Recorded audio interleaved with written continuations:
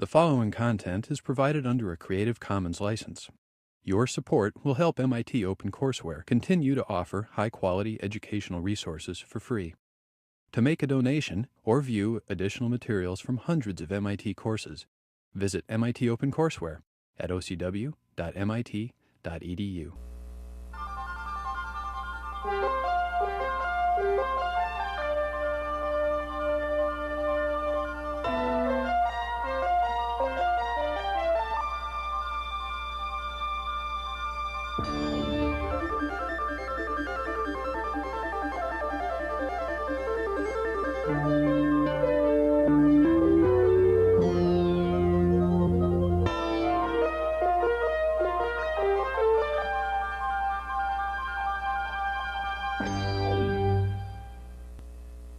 In the last lecture, I introduced and illustrated the kinds of signals and systems that we'll be dealing with throughout this course. In today's lecture, I'd like to be a little more specific and in particular talk about some of the basic signals, both continuous time and discrete time, that will form important building blocks as the course progresses. Let's begin with one signal, the continuous time sinusoidal signal, which perhaps you're already somewhat familiar with. Mathematically, the continuous time sinusoidal signal is expressed as I've indicated here. There are three parameters, A, omega 0, and phi. The parameter A is referred to as the amplitude, the parameter omega 0 as the frequency, and the parameter phi as the phase. And graphically, the continuous time sinusoidal signal has the form shown here. Now, the sinusoidal signal has a number of important properties that we'll find it convenient to exploit as the course goes along.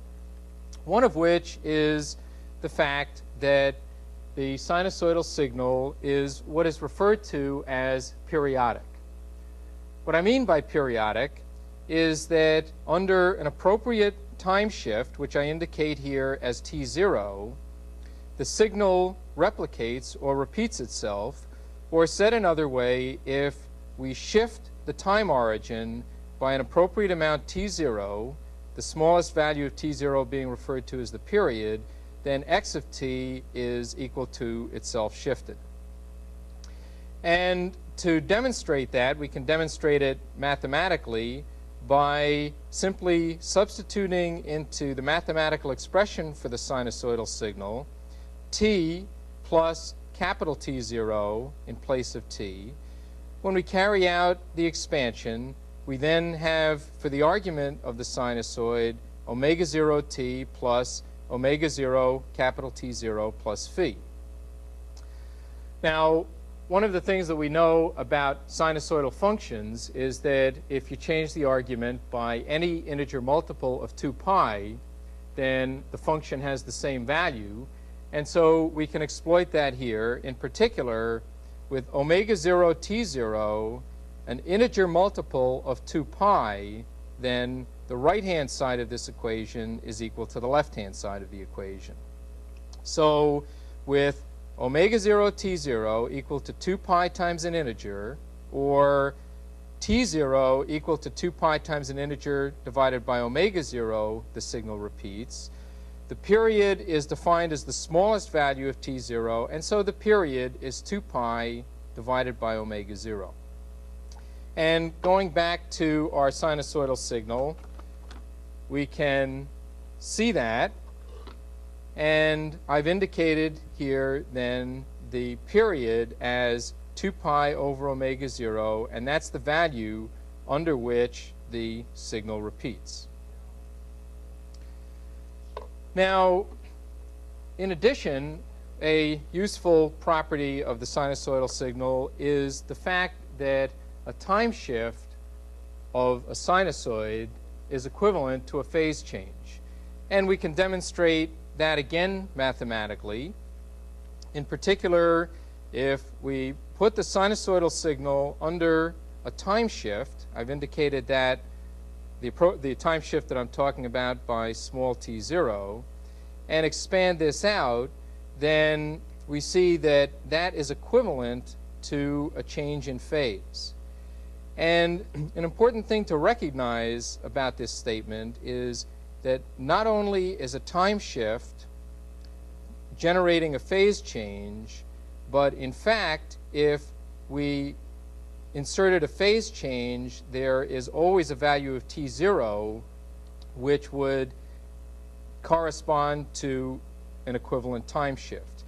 Said another way, if we take omega 0 t0 and think of that as our change in phase, for any change in phase, we can solve this equation for a time shift, or conversely, for any value of time shift, that represents an appropriate phase. So a time shift corresponds to a phase change, and a phase change likewise corresponds to a time shift.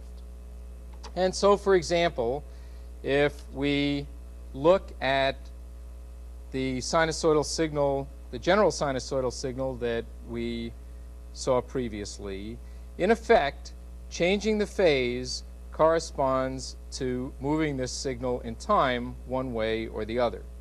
For example, if we look at the sinusoidal signal with a phase equal to 0, that corresponds to locating the time origin at this peak, and I've indicated that on the following graph.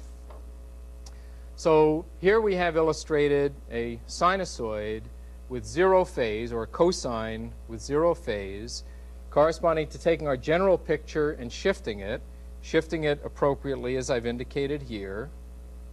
This, of course, still has the property that it's a periodic function, since we simply displaced it in time. And by looking at the graph, what we see is that it has another very important property, a property referred to as even. And that's a property that we'll find it useful in general to refer to in relation to signals. A signal is said to be even if, when we reflect it about the origin, it looks exactly the same. So it's symmetric about the origin. And looking at this sinusoid, that in fact has that property, and mathematically the statement that it's even is equivalent to the statement that if we replace the time argument by its negative, the function itself doesn't change. Now, this corresponded to a phase shift of 0 in our original cosine expression. If instead we had chosen a phase shift of, let's say, minus pi over 2, then instead of a cosinusoidal signal, what we would generate is a sinusoid with the appropriate phase. Or, said another way, if we take our original cosine and substitute in for the phase minus pi over 2, then of course we have this mathematical expression. Using just straightforward trigonometric identities, we can express that alternately as sine omega 0 t. The frequency and amplitude, of course, haven't changed. And that, you can convince yourself, also is equivalent to shifting the cosine by an amount in time that I've indicated here, namely a quarter of a period. So illustrated below is the graph now when we have a phase of minus pi over 2 in our cosine, which is a sinusoidal signal. Of course, it's still periodic. It's periodic with a period of 2 pi over omega 0, again, because all that we've done by introducing a phase change is introduce the time shift. Now, when we look at the sinusoid in comparison with the cosine, namely with this particular choice of phase, this has a different symmetry, and that symmetry is referred to as odd. What odd symmetry means, graphically, is that when we flip the signal about the origin, the time origin, we also multiply it by a minus sign. So that's, in effect, anti-symmetric, It's not the mirror image, but it's the mirror image flipped over. And we'll find many occasions not only to refer to signals more general than sinusoidal signals as even in some cases and odd in other cases.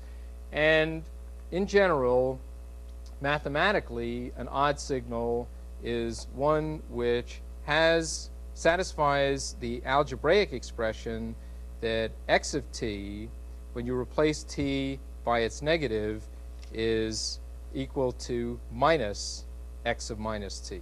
So replacing the argument by its negative corresponds to an algebraic sign reversal. Okay, so this is the class of continuous time sinusoids. We'll have a little more to say about it later, but I'd now like to turn to discrete time sinusoids. What we'll see is that discrete time sinusoids are very much like continuous time ones, but also with some very important differences, and we'll want to focus not only on the similarities, but also on the differences. Well, let's begin with the mathematical expression. A discrete time sinusoidal signal mathematically is, as I've indicated here, a cosine omega 0 n plus phi. And just as in the continuous time case, the parameter a is what we'll refer to as the amplitude, omega 0 as the frequency, and phi as the phase. And I've illustrated here several discrete time sinusoidal signals, and they kind of look similar. In fact, if you sort of track what you might think of as the envelope, it looks very much like what a continuous time sinusoid might look like. But keep in mind that the independent variable in this case is an integer variable, and so the sequence, in fact, only takes on values at integer values of the argument. And we'll see that that has a very important implication, and we'll see that shortly. Now, one of the issues that we addressed in the continuous time case was periodicity, and I want to refer or return to that shortly, because that is, in fact, one of the areas where there is an important distinction. Let's first, though, examine the statement similar to the one that we examined for continuous time, namely the relationship between a time shift and a phase change. Now, in continuous time, of course, we saw that a time shift corresponds to a phase change and vice versa. Let's first look at the relationship between shifting time and generating a change in phase. In particular, for discrete time, if, in fact, I implement a time shift, that generates a phase change, and we can see that easily by simply inserting a time shift, n plus n0, and if we expand out this argument, we have omega 0 n plus omega 0 n0, and so I've done that on the right-hand side of the equation here. And the omega 0 n0 then simply corresponds to a change in phase. So clearly, a shift in time generates a change in phase. And for example, if we take a particular sinusoidal signal, let's say we take the cosine signal at a particular frequency and with a phase equal to 0, a sequence that we might generate is one that I've illustrated here. So what I'm illustrating here is the cosine signal with 0 phase, and it has a particular behavior to it, which will depend somewhat on the frequency. If I now take the same sequence and shift it so that the time origin is shifted a quarter of a period away, then you can convince yourself, and it's straightforward to work out, that that time shift corresponds to a phase shift of pi over 2. So in that case, with the cosine with a phase of minus pi over 2, that will correspond to the expression that I have here. We can alternately write that using, again, a trigonometric identity as a sine function. And that, I've stated, is equivalent to a time shift. Namely, this shift of pi over 2 is equal to a certain time shift. And the time shift for this particular example is, in fact, a quarter of a period. So here we have the sinusoid. Previously, we had the cosine. The cosine was exactly the same sequence, but with the origin located here. And in fact, that's exactly the way we drew this graph. Namely, we just simply took the same values and changed the time origin. Now, looking at this sequence, which is the sinusoidal sequence, the phase of minus pi over 2, that has a certain symmetry. And in fact, what we see is that it has an odd symmetry, just as in the continuous time case. Namely, if we take that sequence, flip it about the axis, and flip it over in sine, then we get the same sequence back again. Whereas with zero phase, corresponding to the cosine that I showed previously, that has an even symmetry. Namely, if I flip it about the time origin and don't do a sine reversal, then the sequence is maintained. So here we have an odd symmetry expressed mathematically as I've indicated, namely replacing the independent variable by its negative attaches a negative sign to the whole sequence, whereas in the previous case what we have is zero phase and an even symmetry, and that's expressed mathematically as x of n equals x of minus n. Okay, now one of the things I've said so far about discrete time sinusoids is that a time shift corresponds to a phase change. And we can then ask whether the reverse statement is also true. And we knew that the reverse statement was true in continuous time. Specifically, is it true that a phase change always corresponds to a time shift? Now, we know that that is true, namely that this statement works both ways in continuous time. Does it in discrete time? Well, the answer, somewhat interestingly or surprisingly until you sit down and think about it, is no. That it is not necessarily true in discrete time that any phase change can be interpreted as a simple time shift of the sequence. And let me just indicate what the problem is. If we look at the relationship between the left side and the right side of this equation, expanding this out as we did previously, we have that omega 0 n plus omega 0 n 0 must correspond to omega 0 n plus phi. And so omega 0 n 0 must correspond to the phase change. Now, what you can see pretty clearly is that depending on the relationship between phi and omega 0, n0 may or may not come out to be an integer. Now, in continuous time, the amount of time shift did not have to be an integer amount. In discrete time, when we talk about a time shift, the amount of time shift, obviously, because of the nature of discrete time signals, must be an integer. So the phase changes related to time shifts must satisfy this particular relationship, namely that omega 0 n 0, where n 0 is an integer, is equal to the change in phase. Okay, now that's one distinction between continuous time and discrete time. Let's now focus on another one, namely the issue of periodicity. And what we'll see is that, again, whereas in continuous time, all continuous time sinusoids are periodic, in the discrete time case, that is not necessarily true.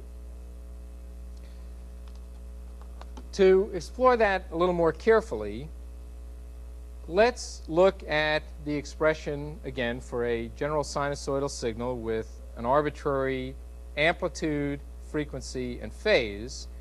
And for this to be periodic, what we require is that there be some value, capital N, under which when we shift the sequence by that amount, we get the same sequence back again. And the smallest value of capital N is what we've defined as the period. Now, when we try that on a sinusoid, we of course substitute in for n n plus capital N. And when we expand out the argument here, we'll get the argument that I have on the right-hand side. And in order for this to repeat, in other words, in order for us in effect to discard this term, omega 0 times capital N, where capital N is the period, must be an integer multiple of 2 pi. And in that case, it's periodic as long as omega 0 times capital N being the period, is 2 pi times an integer. Just simply dividing this out, we have capital N, the period, is 2 pi m divided by omega 0. Well, you can say, okay, what's the big deal? Whatever capital N happens to come out to be when we do that little bit of algebra, that's the period. But in fact, capital N, or 2 pi m divided by omega 0, may not ever come out to be an integer, or it may not come out to be the one that you thought it might. For example, let's look at some particular sinusoidal signals. Let's see, we have the first one here, which is a sinusoid as I've shown, and it has a frequency, what I've referred to as the frequency, omega 0 equal to 2 pi divided by 12. And what we'd like to look at is 2 pi divided by omega 0. In effect, then find an integer to multiply that by in order to get another integer. Let's just try that here. If we look at 2 pi over omega 0, 2 pi over omega 0 for this case is equal to 12. Well, that's fine. 12 is an integer. So what that says, in fact, is that this sinusoidal signal is periodic, and in fact, it's periodic with a period of 12. All right, let's look at the next one. The next one, we would have 2 pi over omega 0, again, and that's equal to 31/4. So what that says is that the period is 31/4. But wait a minute. 31/4 isn't an integer. We have to multiply that by an integer to get another integer. Well, we'd multiply that by 4.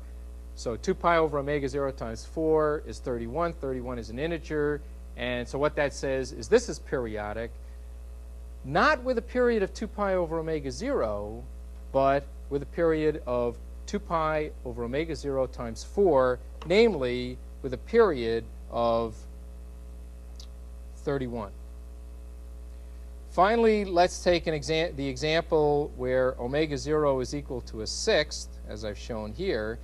That actually looks, if you track it with your eye, like it's periodic. 2 pi over omega 0 in that case is equal to 12 pi. Well, what integer can I multiply 12 pi by and get another integer? The answer is none, because pi is an irrational number.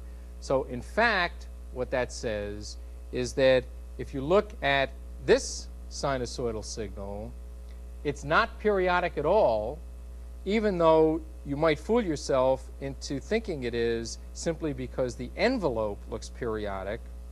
Namely, the continuous time equivalent of this is periodic. The discrete time sequence is not. Okay, well, we've seen then some important distinctions between continuous time sinusoidal signals and discrete time sinusoidal signals. The first one is the fact that in the continuous time case, a time shift and phase change are always equivalent, whereas in the discrete time case, in effect, it works one way but not the other way. We've also seen that for a continuous time signal, the continuous time signal is always periodic, whereas the discrete time signal is not necessarily. In particular, for the continuous time case, if we have a general expression for the sinusoidal signal that I've indicated here, that's periodic for any choice of omega 0. Whereas in the discrete time case, it's periodic only if omega 0 is 2 pi, well, only if 2 pi over omega 0 can be multiplied by an integer to get another integer. Now, another important and, as it turns out, useful distinction between the continuous time and discrete time case is the fact that in the discrete time case, as we vary what I've called the frequency omega 0, we only see distinct signals as omega 0 varies over a 2 pi interval. And if we let omega 0 vary outside the range of, let's say, minus pi to pi or 0 to 2 pi, we'll see the same sequences all over again, even though at first glance the mathematical expression might look different. So in the discrete time case, this class of signals is identical for values of omega 0 separated by 2 pi, whereas in the continuous time case, that is not true. In particular, if I consider these sinusoidal continuous time signals as I vary omega 0, what will happen is that I will always see different sinusoidal signals. Namely, these won't be equal. And in effect, we can justify that statement algebraically, and I won't take the time to do it carefully, but let's look first of all at the discrete time case. And the statement that I'm making is that if I have two discrete time sinusoidal signals at two different frequencies, and if these frequencies are separated by an integer multiple of 2 pi, namely if omega 2 is equal to omega 1 plus 2 pi times an integer, when I substitute this into this expression, because of the fact that n is also an integer, I'll have m times n as an integer multiple of 2 pi. And that term, of course, will disappear because of the periodicity of the sinusoid, and these two sequences will be equal. On the other hand, in the continuous time case, since this is not restricted to be an integer variable, since t is not restricted to be an integer variable, for different values of omega 1 and omega 2, these sinusoidal signals will always be different. Okay, now many of the issues that I've raised so far in relation to sinusoidal signals are elaborated on in more detail in the text, and of course you'll have an opportunity to exercise some of this as you work through the video course manual. Let me stress that sinusoidal signals will play an extremely important role for us as building blocks for general signals and descriptions of systems, and leads to the whole concept of Fourier analysis, which is very heavily exploited throughout the course. What I'd now like to turn to is another class of important building blocks, and in fact we'll see that under certain conditions these relate strongly to sinusoidal signals, namely the class of real and complex exponentials. Let me begin first of all with the real exponential, and in particular in the continuous time case.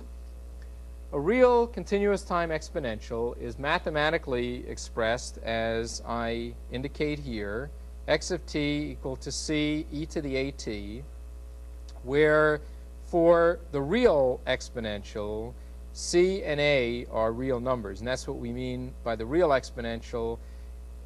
Shortly, we'll also consider complex exponentials, where these numbers can then become complex. So this is an exponential function. And for example, if the parameter a is positive, that means that we have a growing exponential function. If the parameter a is negative, then that means that we have a decaying exponential function. Now, somewhat as an aside, it's kind of interesting to note that for exponentials, a time shift corresponds to a scale change, which is somewhat different than what happens with sinusoids. In the sinusoidal case, we saw that a time shift corresponded to a phase change. With a real exponential, a time shift, as it turns out, corresponds to simply changing the scale. There's nothing particularly crucial or exciting about that, and in fact, perhaps stressing it is a little misleading. For general functions, of course, about all that you can say about what happens when you implement a time shift is that it implements a time shift. Okay, so here's the real exponential, just c e to the at. Let's look at the real exponential now in the discrete time case. And in the discrete time case, we have several alternate ways of expressing it.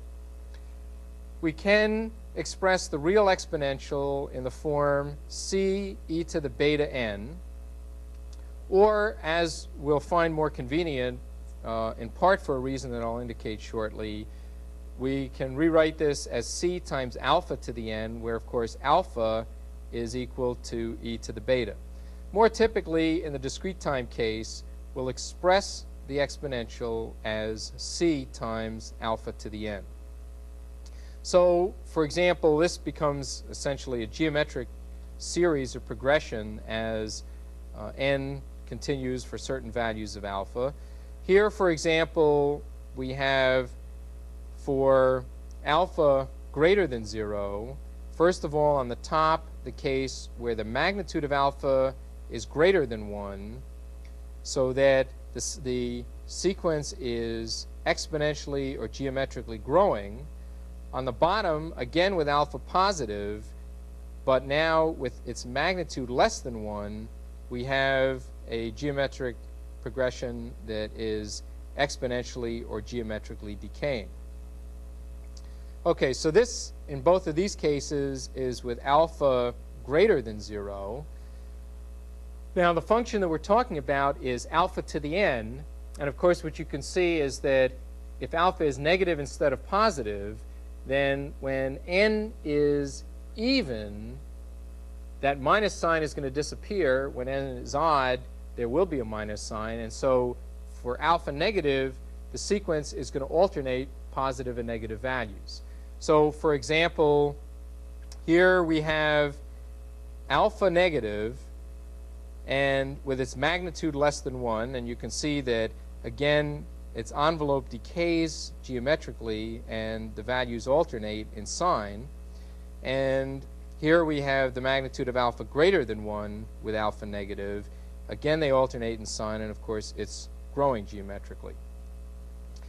Now, if you think about alpha positive and go back to the expression that I have at the top, namely c times alpha to the n, with alpha positive, you can see a straightforward relationship between alpha and beta. Namely, beta is the logarithm, natural logarithm of alpha.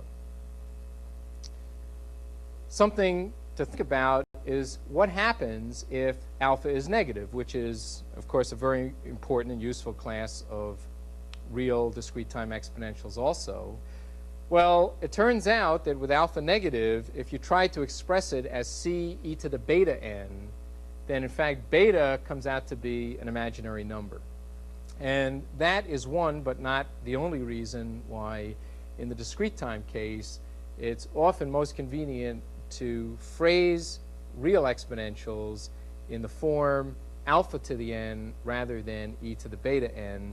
In other words, to express them in this form rather than in this form. Okay, now those are real exponentials, continuous time and discrete time. Now let's look at the continuous time complex exponential. And what I mean by a complex exponential, again, is an exponential of the form c e to the at, but in this case, we allow the parameters c and a to be complex numbers. And let's just track this through algebraically. If c and a are complex numbers, let's write c in polar form, so it has a magnitude and an angle. Let's write a in rectangular form, so it has a real part and an imaginary part.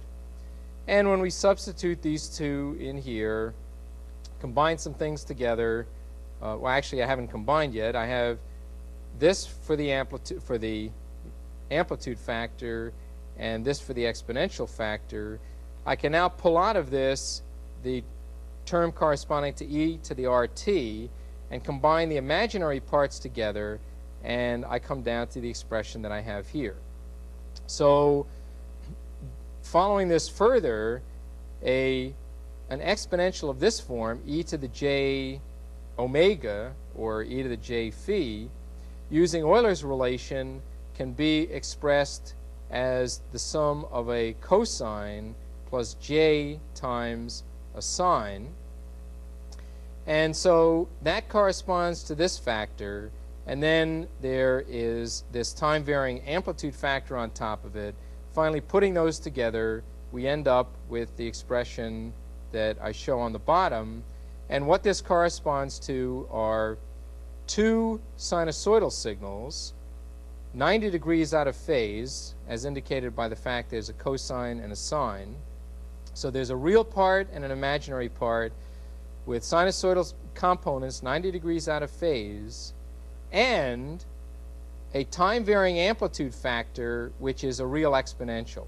So it's a sinusoid multiplied by a real exponential in both the real part and the imaginary part. And let's just see what one of those terms might look like.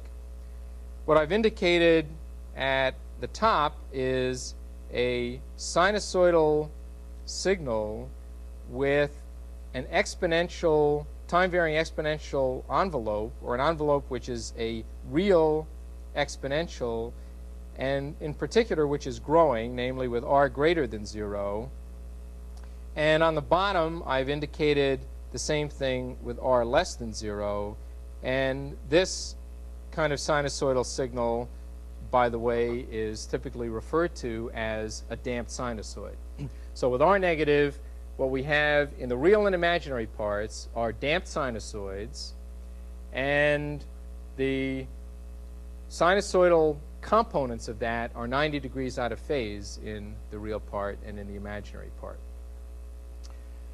Okay, now in the discrete time case, we have more or less the same kind of outcome. In particular, what we'll make reference to are complex exponentials in the discrete time case. The expression for the complex exponential looks very much like the expression for the real exponential, except that now we have complex factors. So c and alpha are complex numbers.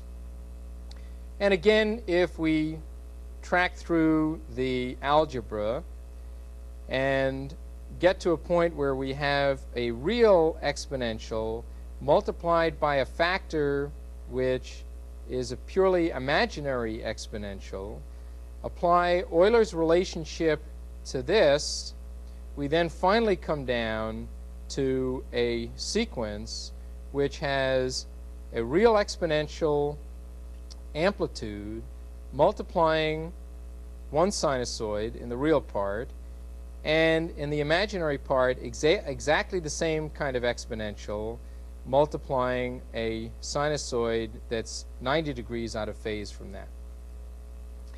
And so if we look at what one of these factors might look like, it's what we would expect given kind of the analogy with the continuous time case. Namely, it's an exponential, or rather a sinusoidal sequence with a real exponential envelope. In the case where alpha is positive, then it's a growing envelope. In the case where alpha is negative, where the magnitude of alpha is greater than 1, it's a growing exponential envelope. Where the magnitude of alpha is less than 1, it's a decaying exponential envelope. And so I've illustrated that here. Here we have the magnitude of alpha greater than 1, and here we have the magnitude of alpha less than 1. In both cases, sinusoidal sequences underneath the envelope, and then an envelope that is dictated by what the magnitude of alpha is. Okay, now in the discrete time case then, we have a result similar to the continuous time case, namely components in a real and imaginary part that have a real exponential factor times a sinusoid. Of course, if the magnitude of alpha is less than 1, if the magnitude of alpha is equal to 1, then this factor disappears, or is equal to 1, and this factor is equal to 1. And so we have sinusoids in both the real and the imaginary parts. Now, one can ask whether, in general, the complex exponential with the magnitude of alpha equal to 1 is periodic or not periodic. And the clue to that can be inferred by examining this expression. In particular, in the discrete time case, with the magnitude of alpha equal to 1, we have pure sinusoids in the real part and in the imaginary part. And in fact, in the continuous time case, with r equal to 0, we have sinusoids in the real part and the imaginary part. In the continuous time case, when we have a pure complex exponential, in fact, so that the terms aren't exponentially growing or decaying, in fact, those exponentials are always periodic because, of course, the real and imaginary sinusoidal components are periodic. In the discrete time case, we know that the sinusoids may or may not be periodic depending on the value of omega 0. And so, in fact, in the discrete time case, the exponential e to the j omega 0 n that I've indicated here may or may not be periodic depending on what the value of omega 0 is. Okay, now to summarize, in this lecture I've introduced and discussed a number of important basic signals, in particular sinusoids and real and complex exponentials. One of the important outcomes of the discussion, emphasized further in the text, is that there are some very important similarities between them, but there are also some very important differences. And these differences will surface when we exploit sinusoids and complex exponentials as basic building blocks for more general continuous time and discrete time signals. In the next lecture, what I'll discuss are some other very important building blocks, namely what are referred to as step signals and impulse signals, and those, together with the sinusoidal signals and exponentials, as we've talked about today, will really form the cornerstone for essentially all of the signal and system analysis that we'll be dealing with for the remainder of the course. Thank you.